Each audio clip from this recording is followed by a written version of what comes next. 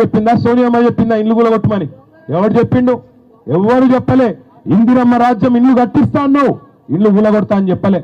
అయినా నాకు తెలియక అడుగుతా ఇయ్యాల, ఇక్కడున్న ఒక మల్లయ్య ఇల్లు కూలగొట్టి అక్కడ మాల్ కడితే ఏమొస్తుంది నీకు?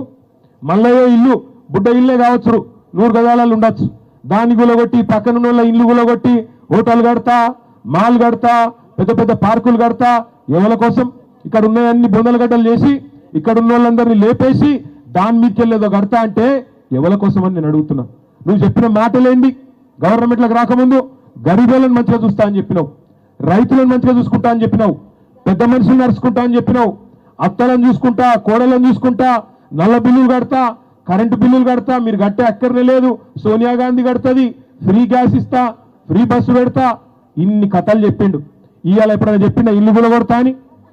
ఇల్లు కూలగొడతా అంటే ఓట్లు పడుతున్నానా? మరి ఇంకొక మాట అడుగుతున్నా.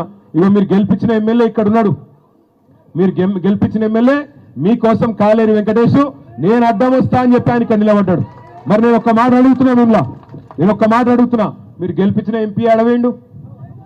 మీరు గెలిపించిన ఎంపీ, మీరు ఓట్లేసి అంబర్పేట నుంచి గెలిపించిన కిషన్ రెడ్డి ఏడవేండు? ఎందుకు మాట్లాడతలేడు? మరి ఏం అదలు ఇద్దరు ఏమైనా బదులుకున్నారా ఏంది? కిషన్ రెడ్డి రేవంత్ రెడ్డి బదులుకున్నారా గరీబ్ గాలను లేపేమని? అందుకే నేను అడిగేది మిమ్మల్ని అర్థం చేసుకోండి. ఎవరు గరీబులతో ఉంటారో అర్థం చేసుకోండి, ఎవరు మీకు కష్టం వచ్చినప్పుడు మీతో ఉంటారో చూడుండ్రి, ఎవరి నియతేందో తెలుసుకోమని చెప్పి నేను అడుగుతా ఉన్నా.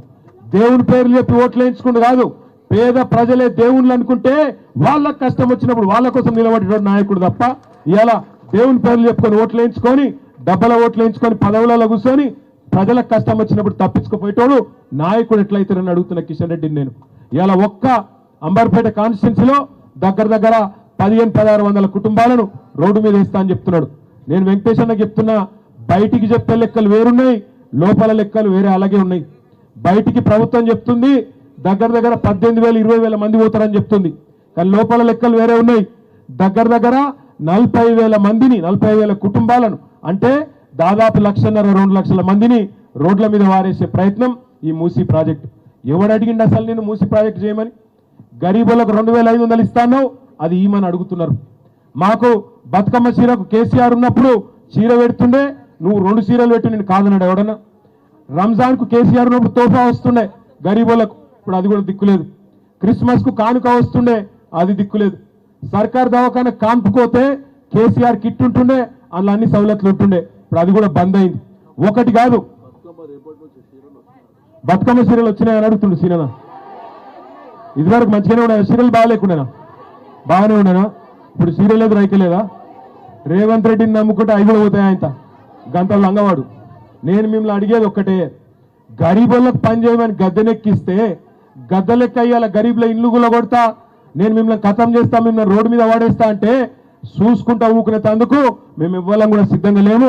మీతో పాటు భుజం కలిపి మేమే ఇక్కడికి వచ్చి అడ్డుకుంటామనే మాట కూడా నేను విజ్ఞప్తి చేస్తా ఉన్నా.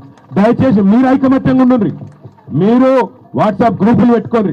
ఇక మా తమ్ముళ్ళు చాలా మంది ఇట్లా ఫోన్లు పట్టుకొని ఉంటారు, ఆడబోతాడా అన్నా సెల్ఫీ అంటారు. అరే సెల్ఫీలు మళ్ళీ దిగుదాం కానీ ముందు వాట్సాప్ గ్రూపులు కట్టుండ్రి. గ్రూపులు కట్టి ఒక్కళ్ళింటి మీదకి వస్తే ఒక బటన్ ఒత్తితే అందరు ఊరుకొచ్చేటట్టు మంచిగా తయారు కానీ ఎక్కడో అక్కడ, ఎందుకంటే ఎప్పుడు వస్తారు ఎరికే, నాకెరికే మీకెరికే. అందరూ పనికి పోయినప్పుడో ఇళ్ళల్లో ఎవరు లేనప్పుడో పోలీసులను 500-600 మందిని పెట్టుకొని ఇష్టం వచ్చినట్టు వస్తారు. వచ్చినప్పుడే మనం కనుక ఐకమత్యంగా ఉండి గట్టిగా నిలబడి ఏం సంగతి అని అడగాలి. నేను ఇంకొక మాట కూడా మీకు ఆలోచించమని కోరుతున్నా. ఇప్పుడు నరేంద్ర మోడీ ఉన్నాడు ప్రధానమంత్రి, ఆయన ఎక్కడెక్కడ ఉత్తర భారతదేశంలో అదేంటది గంగా నది మీద ఒక ప్రాజెక్టు తీసుకున్నాడు, గంగాను శుద్ధి చేయాలనేది ప్రాజెక్టు తీసుకున్నాడు. 2,400 కిలోమీటర్ల పొడవు ఆ ప్రాజెక్టు, 2,400 కిలోమీటర్ల పొడవు మీద నమామి గంగా అనే ప్రాజెక్టు తీసుకున్నాడు. దానికి మోడీ సర్కార్ ఇప్పటిదాకా ఖర్చు పెట్టింది 20,000 కోట్లు, 20,000 కోట్లు 2,400 కిలోమీటర్లు. కానీ రేవంత్ రెడ్డి ఎంత గొప్పోడు ఎరికేనా? మూసి మొత్తం ప్రాజెక్టు 55 కిలోమీటర్లట. ఆడికెళ్ళి మంచిరేవుల కాడికెళ్ళి ఇక్కడ కింద నాగోల్ దాకా, ప్రతాప సింగారం దాకా 2,400 కిలోమీటర్ల గంగకేమో 20,000 కోట్లట. కానీ రేవంత్ రెడ్డి ఎంత గొప్పోడంటే 55 కిలోమీటర్ల మూసీకేమో 1,50,000 కోట్లు ఖర్చు అవుతుందట, 1,50,000 కోట్లు. మరి మన ప్రభుత్వంలో ఉన్నప్పుడు మనం కూడా ఒక దశలో ఆలోచన చేసినాం. జర వెనకకెళ్ళి ఉర్రకుర్రవి మన ప్రభుత్వం ఉన్నప్పుడు